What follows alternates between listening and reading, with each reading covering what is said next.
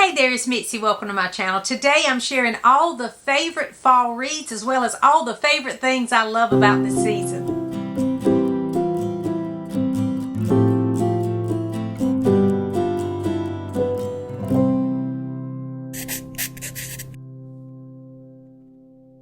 So today I just wanted to talk to you about some of my favorite books that I read during the fall, as well as just celebrate the fall in general, because I love the autumn season.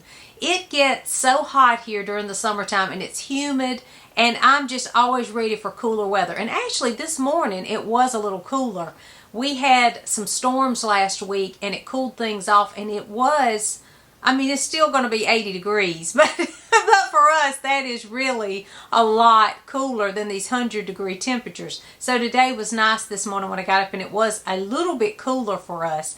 But, you know, here in South Carolina, we don't have a true fall season like a lot of other places, but it does get a little bit cooler. And so we pull out these cardigans and we just crank the air conditioner up a little bit so we can pretend and drink our pumpkin spice coffees and all those things. But I do love the fall season, and that's why I'm wearing my little gingham shirt. I wear this. I have had this shirt for so long, y'all, you just wouldn't believe, because I like to wear these, which I love a button-up shirt anyway, with cardigans, and that's pretty much what I wear, you know, when I'm going about, you know, grocery getting or whatever I'm going to do, running errands and things like that.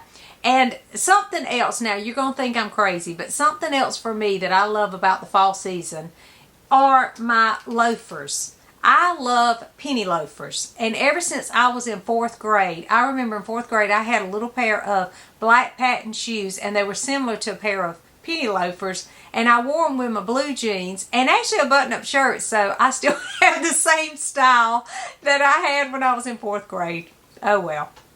But I loved those shoes. And so for years, that's, you know, I would look for them. And sometimes you'll find them and sometimes you won't.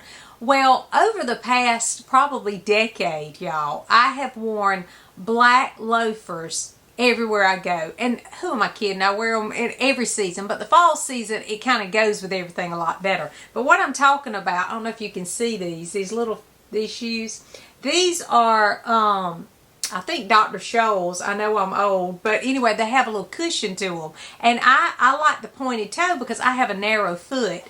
And not that you care about my shoes, but anyway, for me that says fall. I have 3 pair of those, y'all. I bought a pair and loved them so much, and I just wore them slap out.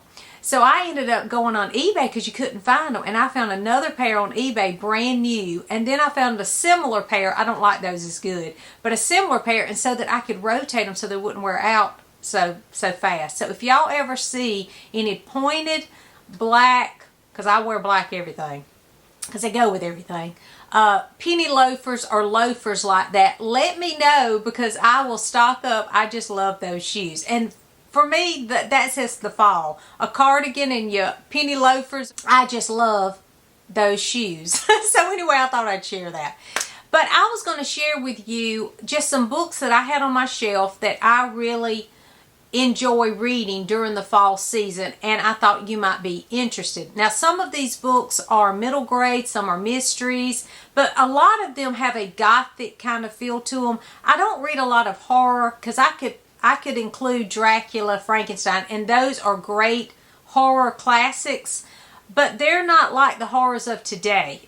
And so for me, horror, you know, an old horror I can handle a lot better. I'm sure there's some out there that are old that are pretty graphic and scary, but I don't read a lot of graphics, gory kind of things. I can handle Dracula and Frankenstein because they have a message behind them. And so for me, you know, if they have a message and they are trying to share a message, convey that message through that story, I'm more willing to read that. I don't read horror for the scare. Does that make sense? Anyway, I do recommend those, but none of the books on here are that super scary. So just know that going in, because I'm a scaredy cat. Okay, so for the first couple ones I just want to mention because of September, and I think of back to school. And so right now I'm reading with a group, and we're having a great time already. We just started this past weekend, and that is the first Nancy Drew, The Secret of the Old Clock. I always think of Nancy Drew when it's back to school time because I read this when I was in elementary school, and it just reminds me of school. So I don't know about you. Does it remind you of September? It does. It seems like you should read Nancy Drew in September. And I also I found this book. I haven't even talked about it yet. I've been talking a little bit about the sort of books that are like these mysteries, like Nancy Drew, that I've been trying to collect along the way. And one of you had told me about this series. It's the Dana Girls, which was written by the same people because Carolyn Keene, I think, is a pen name. Well, this one's by Carolyn Keene too, and this is the first in the Dana Girls. It's called By the Light of the Study Lamp. I loved the cover. I thought the cover was fantastic, and I just had to, as soon as I picked this up, I started reading it that evening because I love the cover so much. It made me so happy. But the reason I'm sharing it in this fall reads is because it is about these two girls, the Dana Girls, going back to school. And there's a mystery involved in going back to school. So that's why I mentioned this one. But I loved this. This was so much like reading a Nancy Drew. So if you like Nancy Drew, you might want to pick up one of the Dana Girls. I'm going to try to find more of these because I'm excited to pick up a new series. But I thought I would mention that as well. So those are just some sort of back to school type books. Another middle grade one that I thought about that to me has like a middle grade Gothic feel to it is The Magician's Elephant.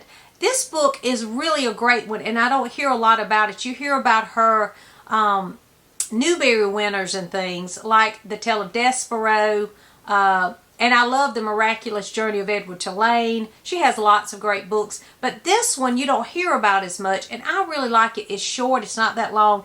And it's really a great one. If you have a middle grader in your life too, you might want to mention this one.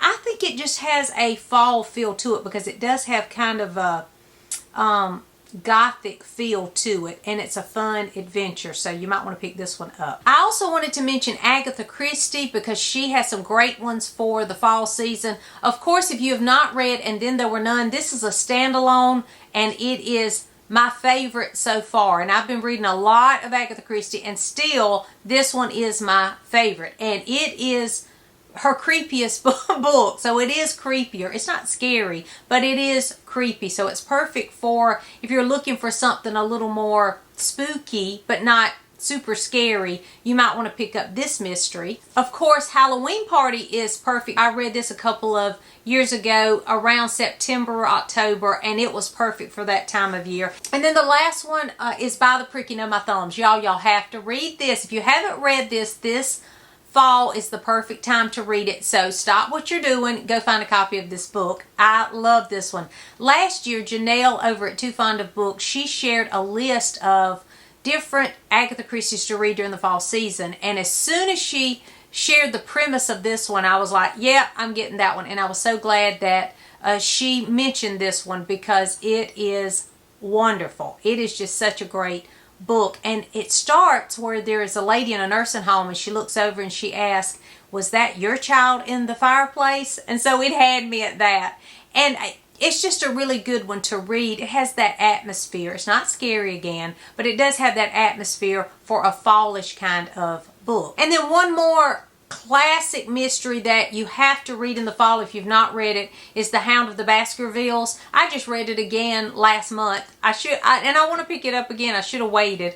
But The Hound of the Baskervilles by Sir Arthur Conan Doyle is a perfect read for the fall. And here's the thing. If you have not read any Sherlock Holmes, do yourself a favor and start with The Hound of the Baskervilles. I don't think you should start with that first one. I know that introduces Watson and their friendship, but to me it's not a good novel.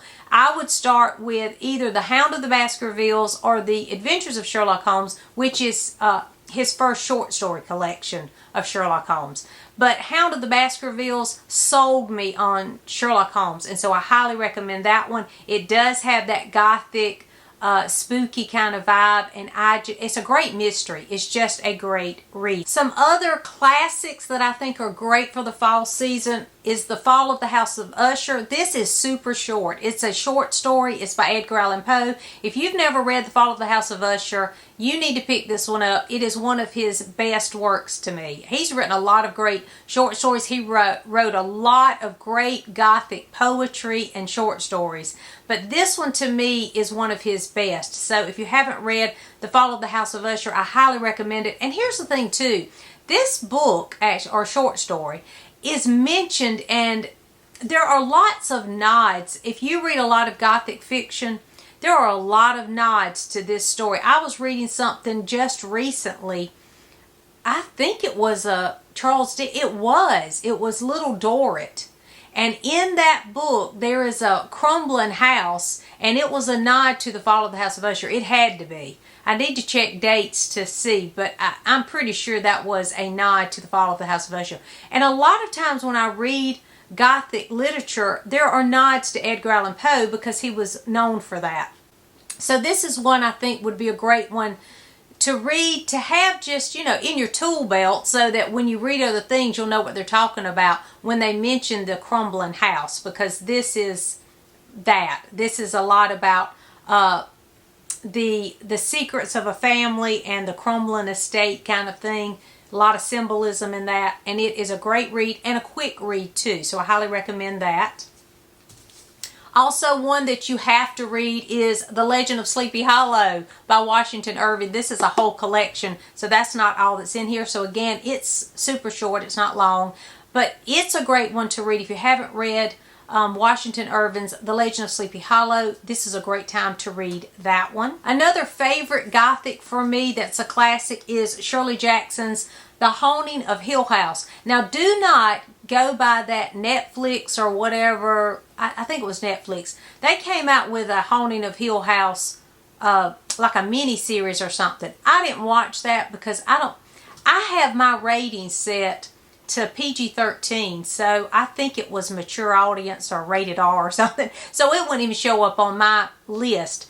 But I heard that it was not at all this, so don't go by that for The Haunting of Hill House. The Haunting of Hill House is spooky, and there is this idea that there are these ghosts, but it really is more about this unreliable narrator. So if you like an unreliable narrator, I know some of you don't, but I do, because I'm always trying to figure out what's the truth, That's what this is about. This is about her assuming things and her thinking, her perception of things. So it's not necessarily that there is a haunting. So just keep that in mind.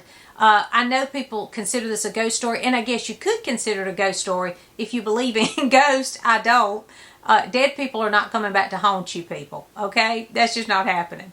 But in this one, she thinks is a haunting, and there is, it's one of those where it's ambiguous. It could be, but is it just this lady going insane? That kind of book. So I won't say any more, but this was a very interesting book to read. One that I read last year that I absolutely loved, as you can tell by all my tabbing. I buddy read this with Art and Alice. This was our Ray Bradbury last year, and it's Something Wicked This Way Comes, and I loved this book.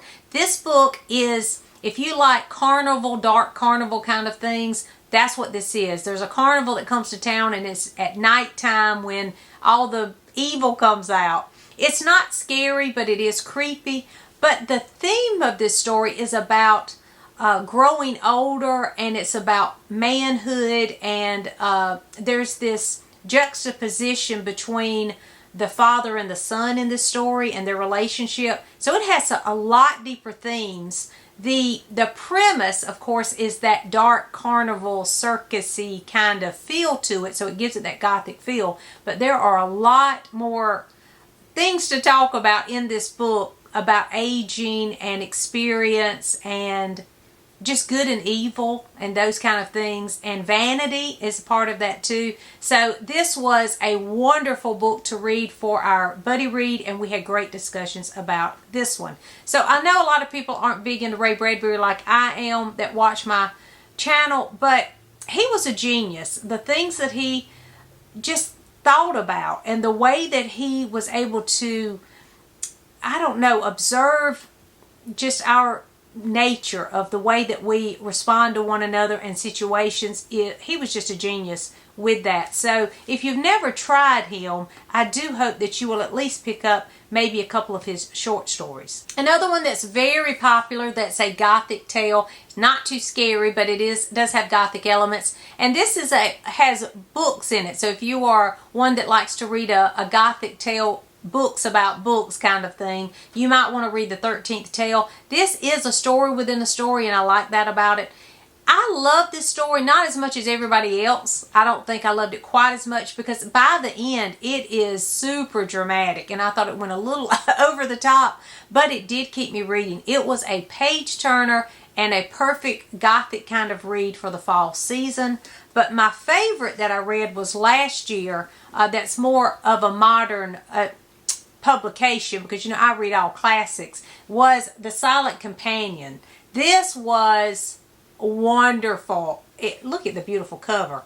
But I loved this book. I could not put this book down. Nikki over at Red Dot Reads had read it, and so then I knew it was safe for me to read it because of the way she described it.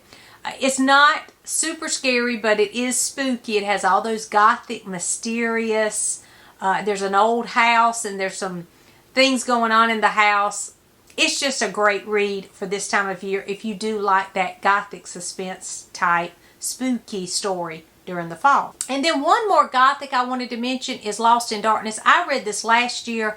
This has a nod to Frankenstein. It is Christian historical fiction, but it really has that Gothic feel to it, and this is the perfect time to read it if you do like Christian historical.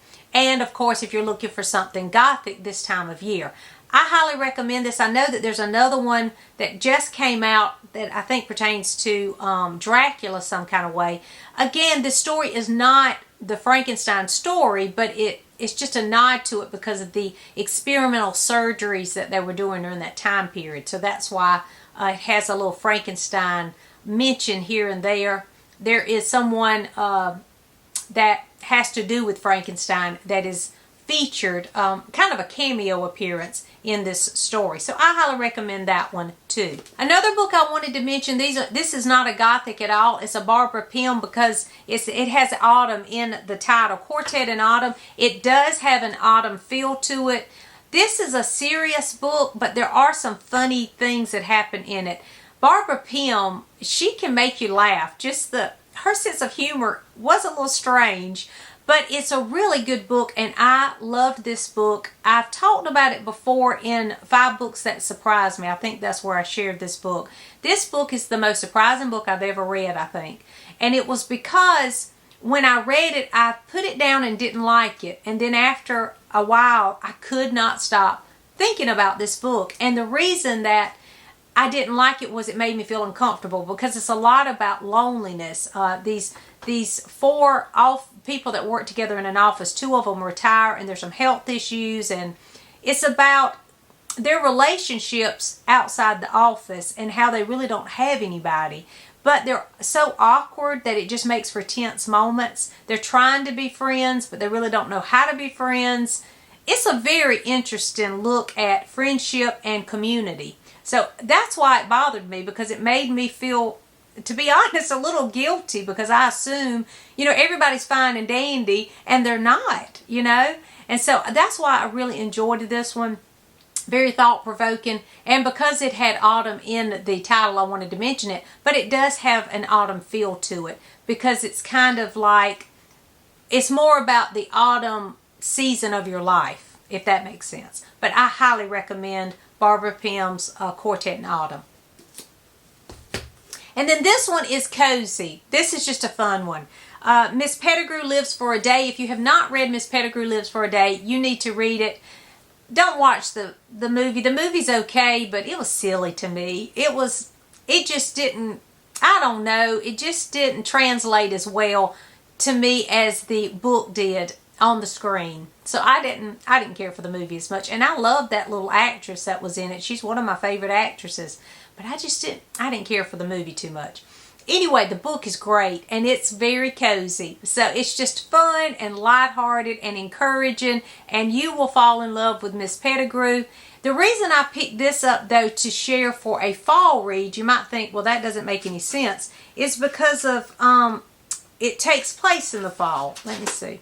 At the very beginning, because this is a day in her life, but at the very beginning it says, outside on the pavement, Miss Pettigrew shivered slightly. It was a cold, gray, foggy November day with a drizzle of rain in the air. And it has that kind of atmosphere. It starts with this drizzly day in November, and it goes through her day. And that's all this is her one day in her life. But it's life-changing. And I just love this little book. I think it's a cozy read and perfect to read this time of year. Now, this is a stack of books I have on my shelf ready to be read. I haven't read any of these, but they sound like fall reads. So let me know if you've read any of these. And the first one is Boo. I've heard great things about this. This one I think is Christian fiction, and it's about, I think it's like a tourist attraction. They have like a haunted house, and it's all about the scare kind of thing. But then things change, and it says something like, filled with humor and small town charm, there's a gentle message of enduring faith. And it says that this book shows how even the most colorful group of busybodies and hypocrites can become a community changed forever by God. So I think this will be an interesting take on Halloween and faith and those kind of things. It is fiction. Sounds like a fun read, and I have heard a lot of great things about this. I think this is the start of a series, so I really could use it for series September. Let me know in the comments if you've read that one. A couple of middle grades that sounded like great reads for the fall for me are another middle grade, the Phyllis Whitney books. I've been trying to read through hers, and I have a couple still on my shelf to read. The Vanishing Scarecrow and The Mystery of the Crimson Ghost. One of you told me about The Mystery of the Crimson Ghost, and I went and hunted this one down. So I was excited to pick that one up. But these two sounded like ones to read in the fall, so I saved them. I read a couple of others in the summer, and I saved these to read over the next couple of months. Another one, this just looked like a fall read because of the cover. This is called Loot of All Evil, and it's supposed to be a cozy mystery. I love cozy mysteries, and so I saved this when I waited because it looks like it's going to be set in the fall time. I don't know anything about it, but I'll let you know, and let me know if you've read this one too. And then one other is another Jamie Jo Wright. Jamie Jo Wright is a Christian author. She writes a lot of Gothic suspense type books, and this one just looks Gothic. I don't know if it is, but it's called The Haunting of Bonaventure Circus. So a circus in the fall, that just sounds like, and The Haunting and the cover, it just looks like something to read during the fall season. So let me know if you've read any of these, and those are some that I have on my shelf right now that I want to get read. I'm going to try my best to get to these because they aren't that long, and maybe I can squeeze them in. Y'all know I got a ton of books already to read, but I do like to read some seasonal things too, so I thought I would kind of mix these in with some of my other reading. Now, a couple of other things I want to mention. I'm going to add some footage in here too, because I just wanted to talk a little bit about just favorite things I love about the fall season. I have all kinds of fall things. I've already been putting pumpkins and stuff out. September 1st, I started just putting things out that are fallish, like this mug that I have. I think I bought this last year. It says Gather, and it has this little, it's a coaster, but it also will keep your coffee warm too. You can put that on top of it. So I use this a lot. It's really huge. I mean, it's a huge mug, but I really like this one. And so I have this. I have it sitting actually on my Nespresso, because there's a little place where you can leave a cup, because it just kind of adds something to my kitchen for the fall. And then I love candles. I love these little jar candles from Bath and Body Works. I buy these every year. My mother-in-law, she always gives me a gift card for Bath and Body Works every year. So what I do is when there's a new season, I use her gift cards that she gives me, and I order just a variety of these little candles. Let me tell you what I do with these, y'all. So have you ever heard of the Fly Lady? I don't know if you've heard of her. Well, she has this great thing. If you need to get organized and clean, you need to watch the Fly Lady. She's great. But anyway, years ago, I did the Fly Lady routine where you shine your sink before you go to bed and all this. And I still do it. It was life-changing. And I keep my house clean and organized with the Fly Lady method. So in the mornings, after I get dressed, I do what's called the swish and swipe in my bathroom, where you just kind of wipe everything down. And after I do that, because it just keeps your bathroom tidy. If your bathroom's tidy, you feel better, you know. So after I get dressed, I always do a little swish and swipe in my bathrooms, and I always light one of these little jar candles. And I don't leave it lit long. It's not like I leave them going all day long, but just in the mornings I do that, and I don't know why, it makes me feel better. It's like, okay, this is nice and clean, and I've got a candle burning, and it just gives off that little scent. Now a little bit later I'll go in there and I just take the lid and I put it on top of it so that the candle will burn out, and then the next day I get up, I swish and swipe, and I burn another one of these candles. And I like these little ones because I like to change the scents out seasonally. If you got a big old candle, you got to burn it forever, you know, because I don't burn them all day long. So these just are perfect. Anyway, I picked up, this one is Sweet Cinnamon Pumpkin, and it has a lot of cinnamon. I don't smell much pumpkin, but it has a lot of cinnamon. That one has a lot of cinnamon in it. This one's called The Perfect Autumn. This one smells sweet. There's a cinnamon, but there's a little note of something sweet in this one. I'm not sure. I like that one. It smells very fallish, of course. Maybe it has a little apple smell or something behind it. I don't know. It's got a lot of cinnamon too. This one's called Pumpkin Apple.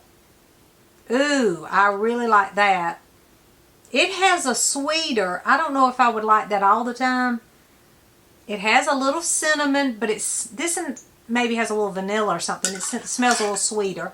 And I don't like a lot of sweet, but my favorite is this one. I've already started. As soon as September 1st hit, I put this one out. This one is the Apple Weather. And this one smells like, from the Yankee Candle, remember the Macintosh apple? Do they still sell that? I don't know. But that's what this smells like. And years ago, when the boys were young, well, they're still young, but when they were little, I would put those little Macintosh candles out from Yankee Candle Company and burn those all the time. That's what this reminds me of. So this one is a favorite. I love apple and cinnamon, clove, those kind of things in the fall. So I picked those up, and I'm excited to try those out during the next few weeks, because to me that smell in the mornings just makes me happy. Oh, I was going to show you this too. I've been decorating, so again I'm going to add a couple of things in here. Let me stop for a minute and I'm going to add something real quick. So here is the wreath that I have. If you hear pitter-pattering behind me, that's Millie, she's walking around. But this is the wreath. Now, it's not going here. This is going on my front door. But I just bought this, and I just think it's so pretty. I guess, let me get closer so you can see the details. But see that beautiful ribbon? There's these pumpkins. They're like a golden and an orange pumpkin. And then there are sunflowers. And then there's also mixed in this green and orange plaid ribbon too, and I just think it's so pretty. It's so full. I think it'll look great on my front door. But this is a new addition. I had another fall wreath, and I still like it, but once I saw this, I just loved it. So this is a new addition. I try to just add a couple of things every year. I am not any kind of interior decorator, but I do like the colors in this one. And then I also have this, y'all. This was my husband's grandmother, and I think maybe their great grandparents' little candy dish, and they would put this out actually at Christmas time. But the amber color to me is for the fall, so I always put this out. The problem is I normally put candy corn in this because I love candy corn, but I'm trying to cut out sugar. So y'all need to give me something to put in this candy dish. I've already put it out in my living room, but I don't know what to put in it because I don't want to put candy corn, because y'all all eat the whole thing, and I'm trying to stay away from so much sugar. So if you have any ideas of what I could put in my candy jar, because I do love the color, and you know, it's sentimental to my husband because it was his grandma's candy dish, and he always remembered, you know, it sitting out at Christmas time. So I always put it out in the fall. I usually leave it out at Christmas time too, just because he loves it so much. But I don't want to put candy in it because I don't want that sugar out because I will be the one to eat it. So let me know if you have some suggestions of what I can put in this candy dish. And something else that I thought was so cute, I picked this up at, I think, Home Goods last week. Look at him. I thought he was primitive looking. I thought he was so cute. Elijah was with me and he said, yeah, you're going to love this. And he showed up. I was like, yep, put it in the buggy. I got to get that. And so we bought this little pumpkin guy. He said, what are you going to name him? I'm like, I don't know, Peter Pumpkin or Jack-o'-lantern, something like that. So anyway, because I name everything. So anyway, I thought he was cute. I'm going to put him out too. But I am not an interior decorator. I put out things that make me happy. I'm not one of these people that has everything looking like a magazine. I want it to just be comfortable and cozy for everybody. And I just have an eclectic taste in things. I just like all the fun things just sitting around. And of course, books everywhere. So let me know if you're decorating any for fall or what you like, maybe a candle scent that you love in the fall season, or one of these books. If you read any of these books, let me know what's on your fall agenda this year. Thanks for watching, and I'll see you soon.